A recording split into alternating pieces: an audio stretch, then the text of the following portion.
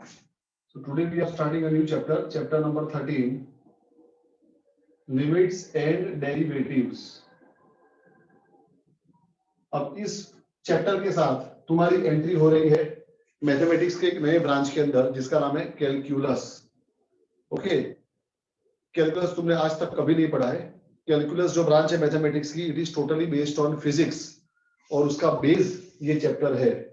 पूरा कैलकुलस ये लिमिट के ऊपर टिका हुआ है। Limit is the base of all calculus. Okay, तो अब हम लिमिट पढ़ने जा रहे हैं। तो लिमिट क्या होता है पहले हम वो समझते हैं। What is the meaning of limit of a function?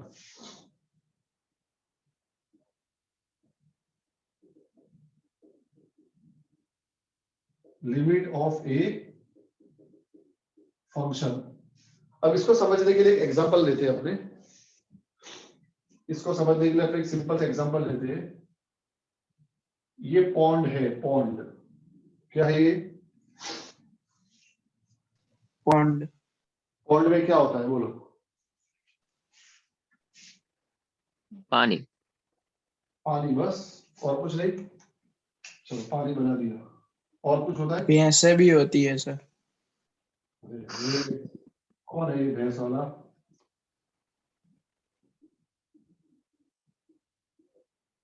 देड़के और मछली। भैंस भी होती है, बराबर। और कुछ? पत्थर से जुड़े। देड़का। कुछ ऐसा बताओ जो सिर्फ पॉन्ड में हो सकता है, रोड पे नहीं। मछली, देड़का। हाँ बोलो, क्या होगी? मछली और देड़का। हाँ मछली। थोड़ा और बड़ा सोचो। सर बोला था जी उसने भैंस वो सिर्फ पानी किया। इससे ज्यादा सर हमारे तालाब में कुछ नहीं होता सर। भैंस तो बराबर है। भैंस तो समुद्र भी बना हो सर, वो भी होगा। ऐसा बताओ जो पानी के अंदर ही होता है। बोलो बोलो जल्दी बोलो।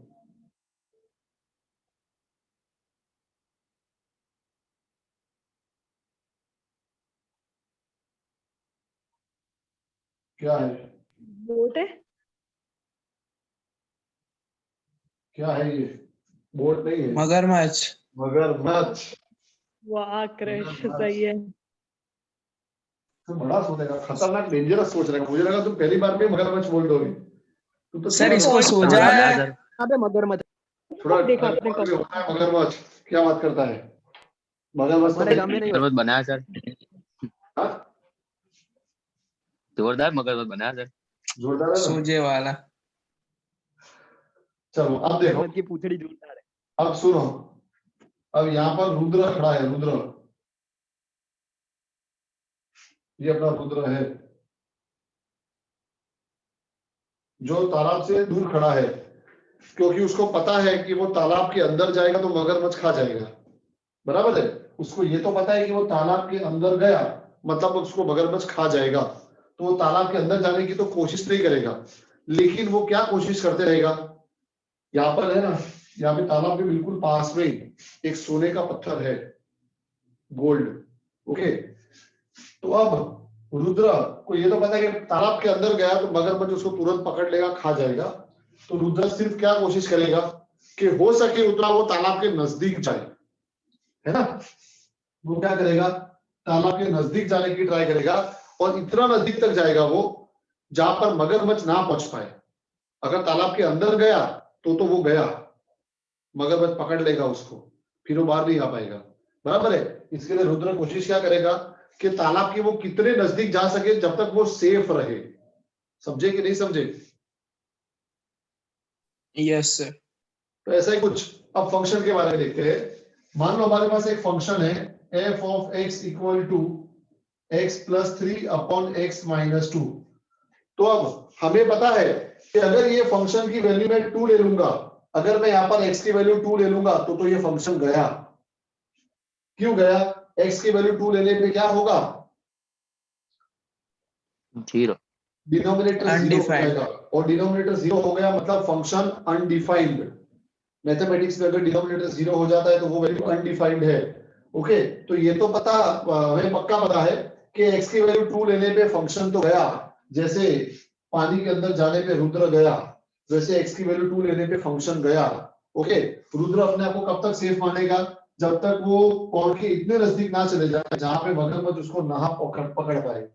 तो उस तरह से यहाँ पर भी अगर हमें फंक्शन को डिफाइंड रखना है तो x की वैल्यू वो 2 तो नहीं ले सकते हम, पर 2 के नजदीक कितना जा सकते हैं कि जब तक फंक्शन डिफाइंड रहे, अगर वो हमें फाइंड करना है। मान लो 2 लूंगा तो आंसर डिनोमिनेटर 0 हो जाएगा, 2 की जगह लेकिन मैं 1.9999999 अप टू इनफाइनाइट जिसको बोलेंगे 1.9 बार ये वैल्यू तो ले सकता हूं ना। Yes, sir. चलो यस सर। ये वैल्यू लेने पे क्या मेरा फंक्शन अनडिफाइंड होगा, 1.9 बार लूंगा यहाँ पे तो फंक्शन अनडिफाइंड होगा,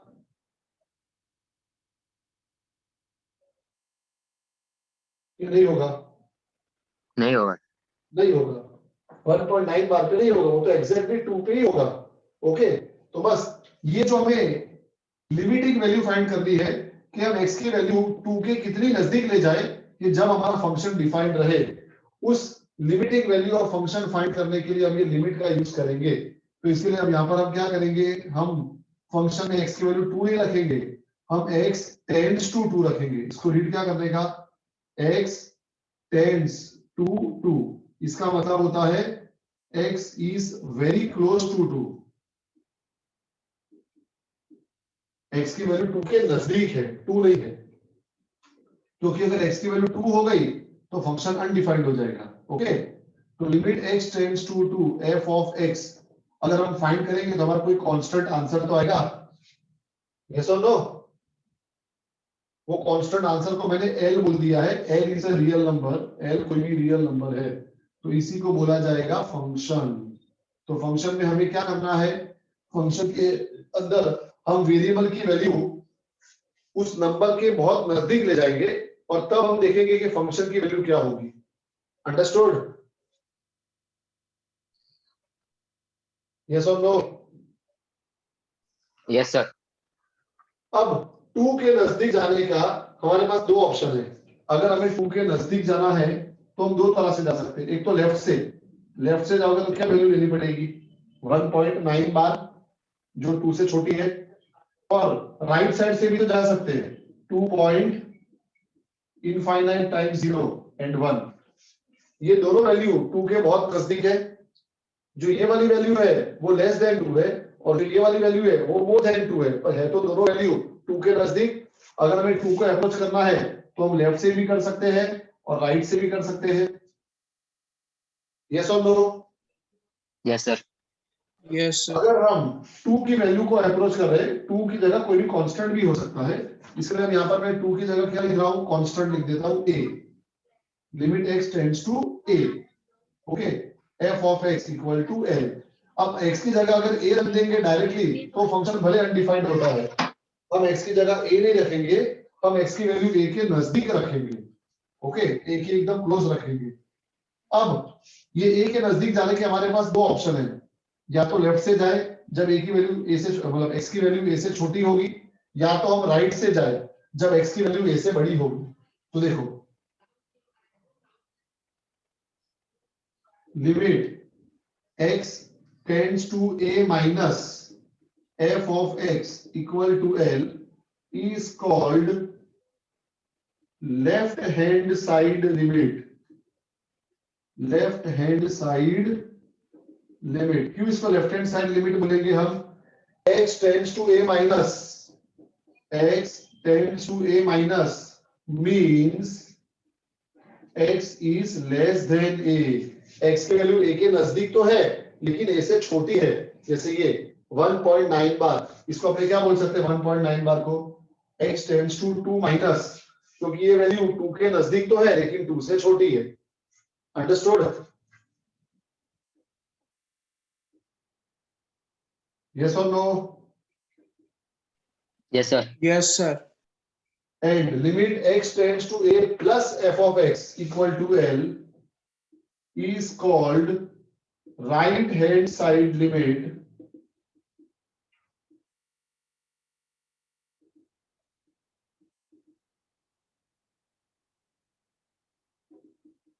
ओके। और यहाँ पर x tends to a plus का मतलब होता है x is greater than a, x की वैल्यू a के नजदीक है पर a से बड़ी है, जैसे 2.00001, इसको क्या बोलेंगे, x टेंड्स टू 2 प्लस, मतलब ये वैल्यू 2 के नजदीक तो है लेकिन 2 से बड़ी है। Understood? Yes, sir. And third, very important condition, limit x tends to a f of x. Limit x tends to a f of x exist if and only if left hand side function limit is equal to right hand side function limit. किसी भी function की limit कब exist होगी, किसी भी function की limit कब exist होगी, जब उसकी लेफ्ट हैंड साइड लिमिट और राइट हैंड साइड लिमिट दोनों लिमिट का आंसर सेम आ जाए तो वो फंक्शन की लिमिट एग्जिस्ट होगी, अदरवाइज उसकी लिमिट एग्जिस्ट नहीं होगी। अंडरस्टूड? सर आंसर कैसे आएगा? आंसर तो करेंगे जब सम्स करेंगे तब, ये खाली कंडीशन याद रखनी है अभी कि किसी भी फंक्शन की मतलब सर वैल्यू दोनों की एक होगी, जब लेफ्ट हैंड साइड लिमिट और राइट हैंड साइड लिमिट दोनों का आंसर सेम आएगा, दोनों की वैल्यू सेम आएगी।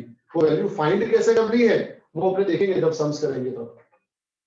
क्लियर है सबको? Okay sir.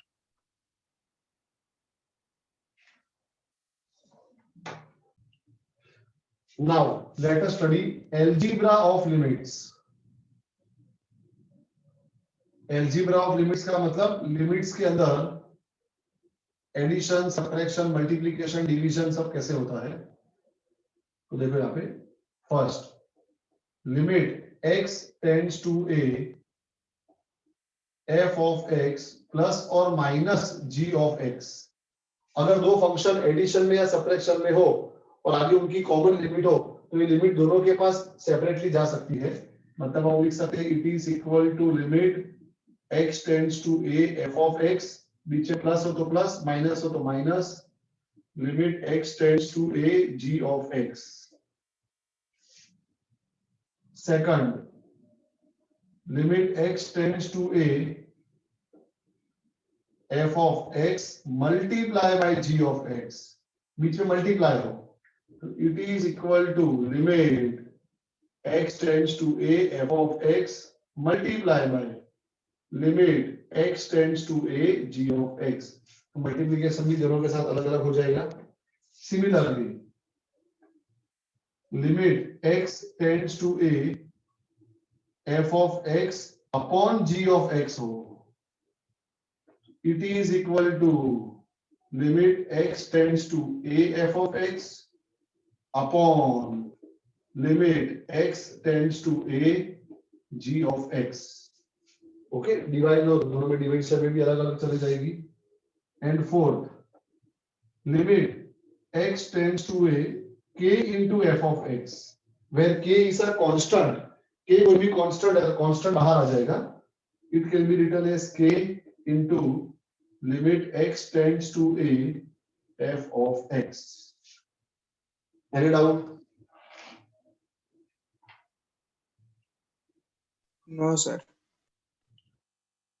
Now let us see some important formulas of limit. Important formulas of limit. Very first, limit x tends to a of any constant। Limit x tends to a of any constant, यहाँ पे function है ही नहीं, कोई भी constant number है तो उसका answer क्या रहेगा, कांस्टेंट ही रहेगा। क्लियर और not?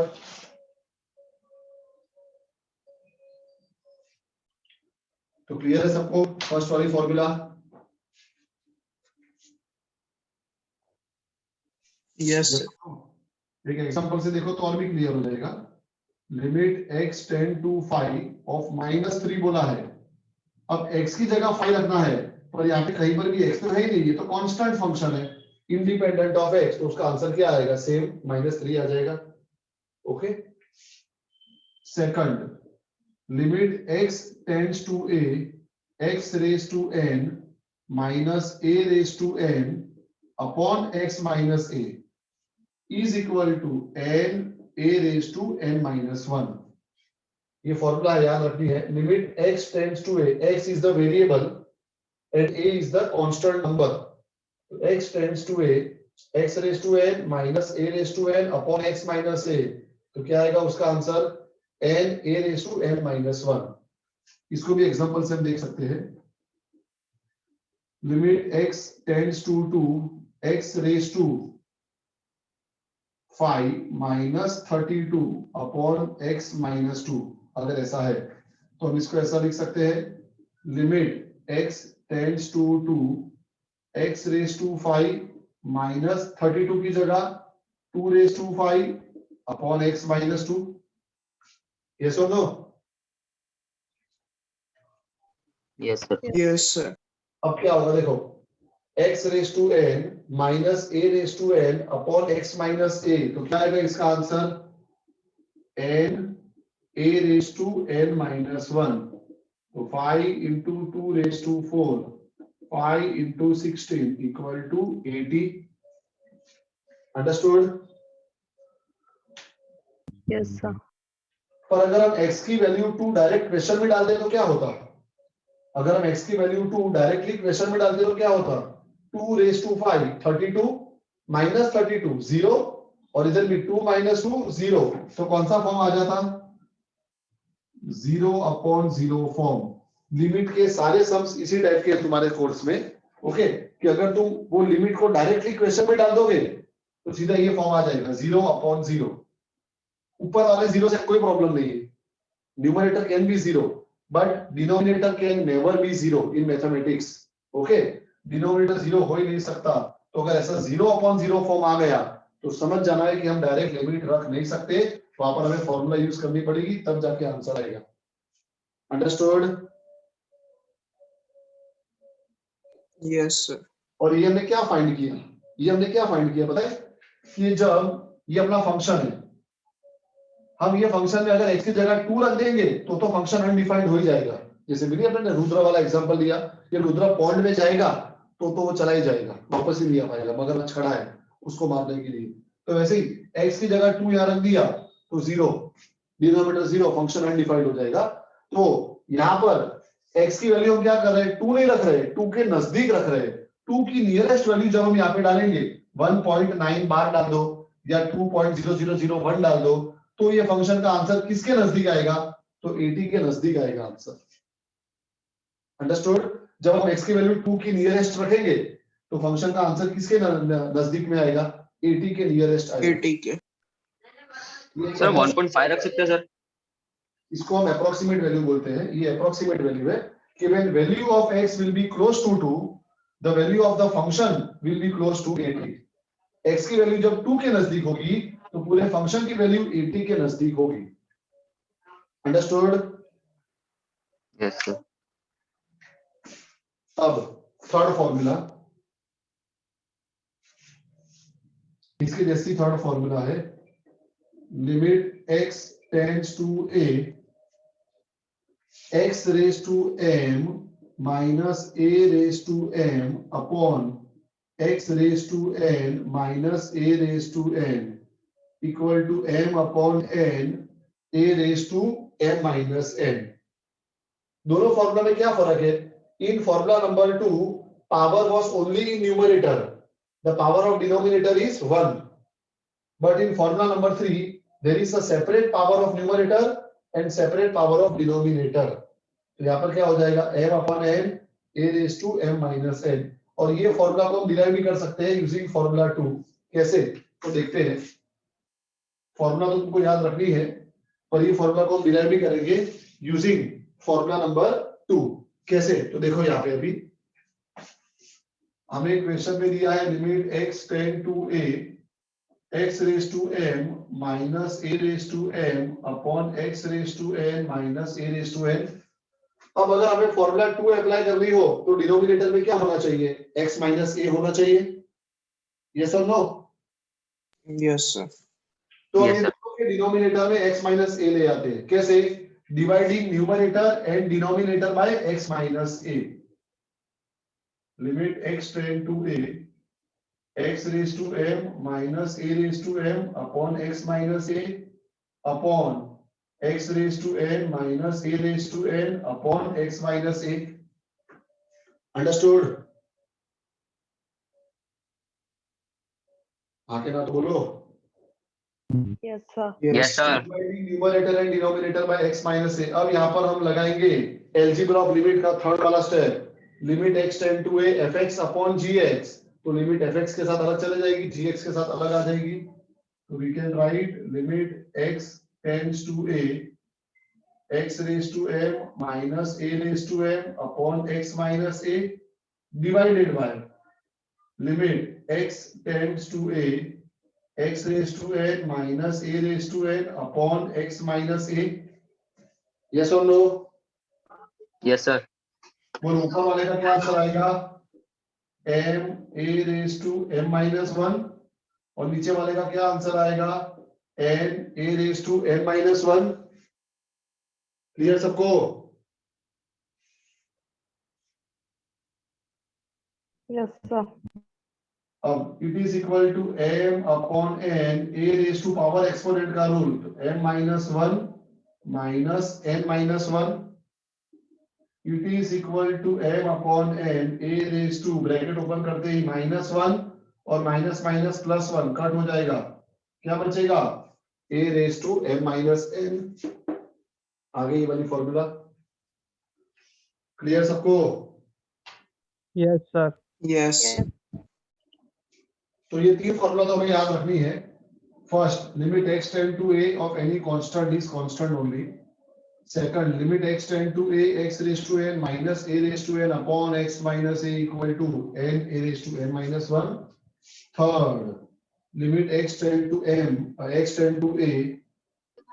Raise to n minus a raise to n upon x raise to n minus a raise to n equal to m upon n a raised to n minus m। Okay, ये तीन formula में कोई भी doubt? No sir. No, sir. ठीक है, तो चलो अब हम चलते हैं नेक्स्ट फॉर्मूला पे जो बेस्ड है ट्रिगोनोमेट्री के ऊपर। Formula number 4 which is based on trigonometry.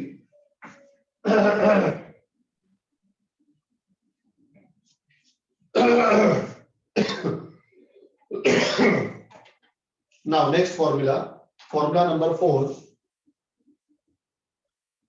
limit x tends to 0 sin x upon x equal to 1। अब देखो ये भी 0 upon 0 फॉर्म है, x tends to 0 को डायरेक्ट रखो यहाँ पे, sin 0 कितना होगा? 0 और अपॉन में भी क्या है? 0 आ गया, 0 upon 0 फॉर्म। अब तुम बोलोगे सर 0 ऊपर नीचे कट और 1 आंसर, ऐसा ना हो बराबर है? मैथ चल रहा है, मजाक थोड़ी चल रहा है। जो डिनोमिनेटर में 0 को काट दिया, ओके। तो ये 0 अपॉन 0 फॉर्म, लिमिट के जितने भी सम्स है तुम्हारे कोर्स में सारे के सारे 0 अपॉन 0 फॉर्म वाले हैं। और जो क्वेश्चन में 0 अपॉन 0 फॉर्म होगा वहां पर हम डायरेक्ट लिमिट नहीं रख सकते हैं, ओके। वहां पर हमें फॉर्मूला यूज करनी पड़ेगी। तो sin x अपॉन x की फॉर्मूला 1 है, क्यों है? तो समझो, साइन थीटा की एक प्रॉपर्टी है जो तुमने आज तक कभी साइन थीटा को इतनी बार देखा है, इतनी सारी फॉर्मूला हमने उसकी यूज करी है, इतने सारे सम्स करे साइन थीटा को लेकर, पर एक प्रॉपर्टी है जो हमने अभी तक कभी इमेजिन नहीं करी थी, सोची नहीं थी। तो देखो क्या है वो property. Sine theta is approximately equal to theta when theta is close to 0। अगर थीटा की वैल्यू 0 के नजदीक होगी तो साइन थीटा की वैल्यू अप्रोक्सीमेटली थीटा की जितनी ही होती है। देखो, जब थीटा की वैल्यू 0 होती है तो साइन की वैल्यू भी क्या होती है? 0। जो थीटा की वैल्यू थी वही साइन की वैल्यू आ गई, ओके। अब तुम अगर साइन की कैलकुलेटर हो तो तुम उसमें अगर सॉल्व करो कि साइन 0.000001, तो इसका आंसर भी अप्रोक्सीमेटली इतना ही आएगा, 0.000001। अप्रोक्सीमेटली जो थीटा की वैल्यू होगी वही साइन थीटा की वैल्यू होगी। ऐसा कब होता है? जब थीटा 0 के नजदीक होता है। अंडरस्टूड? तो यहाँ पे देखो वही तो है, x टेंड्स टू 0 मतलब x इज क्लोज टू 0। तो जब x 0 के नजदीक होगा तो sin x की वैल्यू अप्रोक्सीमेटली कितनी होगी बोलो? x होगी, यस और no? Yes, sir. Yes, sir. तो sin x की जगह पर x लिख सकते हैं, sin x की जगह पे x, और डिनोमिनेटर में तो पहले से ही x है, x ऊपर नीचे cut, what is the answer? 1। तो आज के बाद याद रखना, लिमिट x टेंड्स टू 0, यहाँ पे 0 होना कंपलसरी है, कोई और नंबर होगा तो ये फॉर्मूला नहीं अप्लाई होगी। Limit x tends to 0 sin x upon x equal to 1। और सेम साइन के जैसा tan में होता है, cos में नहीं होता। क्यों cos में नहीं होता? क्या cos 0 0 होता है? नो, cos 0 तो 1 होता है। यहाँ पर जब थीटा की वैल्यू 0 के नजदीक है तो cos थीटा की वैल्यू 0 के आसपास नहीं है, वो तो 1 है। ओके, तो cos में ऐसा नहीं होता है, पर tan में ऐसा होता है। Limit x tend to 0 tan x upon x is also equal to 1 because tan x is also approximately equal to x for theta close than 0। ऐसा sin के लिए भी होगा और tan के लिए भी होगा। tan theta is also approximately equal to theta when theta is close to 0। Understood? Yes, sir. Property number 4 and property number 5, ये 5 प्रॉपर्टी, ये 5 फॉर्मूलास तुमको याद रखनी है, जिसके बेस पे हम सम्स करेंगे। यहाँ तक कोई भी doubt? No, sir. No sir. Clear है सबको? Yes, sir. sir. ओके, तो अब चलो एक्सरसाइज शुरू करते हैं लिमिट की। पहले सिंपल सम्स है वो देखते हैं। Exercise 13.1, question number 1, limit x tends to 3 x plus 3। क्या ये सम के अंदर 0/0 फॉर्म है? हम अगर x की वैल्यू 3 डायरेक्ट क्वेश्चन में डाल दे तो क्या 0/0 आता है? No, sir. No. No, sir. तो अगर 0 x की वैल्यू डायरेक्ट रखने पे अगर 0/0 फॉर्म नहीं आता है तो हम रख सकते हैं डायरेक्ट। ओके, पर अगर 0/0 फॉर्म आ रहा है तो हमें वो जो 5 फॉर्मूला हमने अभी लिखी है उसका यूज करना पड़ेगा। ओके, तो यहाँ पे तो 0/0 फॉर्म है नहीं, तो डायरेक्टली x की जगह पे क्या करेंगे, हम 3 रख देंगे। और जब हम x की वैल्यू रखते हैं तब लिमिट रखने की लिखने की जरूरत नहीं है। हम x की जगह 3 रख रहे हैं, x टेंड्स टू 3 है, हम x की जगह 3 रख रहे हैं तो लिमिट नहीं लिखेंगे हम। 3 + 3 क्या आ गया आंसर? 6। कितना बड़ा सब है, बराबर है? तो लिमिट को इतना इजी मत समझो जितना इजी यहाँ पे दिख रहा है। लिमिट जो है वो एक भयानक स्वरूप लेगा अभी थोड़ी देर के बाद, बराबर है? डरा नहीं रहा हूं तुमको, बस खाली चौकन्ना ना कर रहा हूँ कि ऐसे सबको देख के लचा मत जाना कि लिमिट तो इजी है। समझोगे तो इजी है। बोलो अब क्या होगा यहाँ पे आंसर? क्या हम x की जगह पाई रखेंगे तो आंसर 0/0 आएगा? Yes, sir. नहीं Yes, sir. आएगा। कौन है यस सर वाला? यस बोलते हो। x की जगह पाई रखने पे आंसर 0/0 आएगा? No. No, sir. तो क्यों No. यस बोले? सर मुझे सिर्फ 0 पर। मैंने बोला 0/0। न्यूमरेटर में 0 से हमें कोई प्रॉब्लम नहीं है। मैथमेटिक्स में न्यूमरेटर 0 हो सकता है, डिनोमिनेटर में 0 नहीं होना चाहिए, प्रॉब्लम उससे है। और यहाँ पे तो 0 आंसर आएगा भी नहीं। x की वैल्यू पाई दी है तो पाई रखो ना। क्यों 22/7 लिखते हो? किसने बोला पाई की वैल्यू 22/7 है? बोलो कौन था वो जो जिसने तुमको ऐसा बताया कि पाई की वैल्यू 22/7 है? मेरा नाम मत देना भाई, मैंने 10th में पढ़ाया हो तो भी। आपने ही बोला था 7th 8th में। 10 तो क्यूब कॉलन बताया सर। तो अब सुन लो ध्यान से, हमें आज तक 10th स्टैंडर्ड तक जो पाई की वैल्यू 22/7 ली है या कभी कभी 3.14 ली है, वो जस्ट एक अप्रोक्सीमेट वैल्यू थी जो हम कैलकुलेशन के लिए लेते थे। But actually the value of pi is not 22/7। पाई की जो वैल्यू है वो तो non terminating non recurring number है, पता है? वो 9th स्टैंडर्ड की टेक्स्ट बुक में दी है पाई की वैल्यू 3 पॉइंट के बाद 50 डिजिट तक वैल्यू दी है उसकी, और फिर भी डॉट डॉट डॉट करा है। Yes, sir. ओके, तो पाई इज इरेशनल नंबर। हम जो अभी तक पाई की वैल्यू 22/7 ज्योमेट्री में लेते थे एरिया ऑफ सर्कल के लिए ना सबके लिए, तो वो सिर्फ एक अप्रोक्सीमेट वैल्यू है, और उससे जो एरिया मिलता है वो भी अप्रोक्सीमेट मिलता है, वो एक्चुअल वैल्यू नहीं है। तो अब 11th में आने के बाद पाई को पाई ही रखने का, पाई की वैल्यू नहीं डालने की। Okay, pi minus 22/7। Next question, question number 3, limit x tends to r tends to 1 pi r square. क्या यहाँ पे r की वैल्यू 1 रखने पे अपना आंसर 0/0 आएगा? No sir. No, No, sir. Pi into 1 का square it is equal Pi. Two pi. Answer number 4, limit x tends to 4x plus 3 upon x minus 2। चलो जल्दी से, क्या x की वैल्यू 4 रखने पे आंसर 0/0 आएगा? No.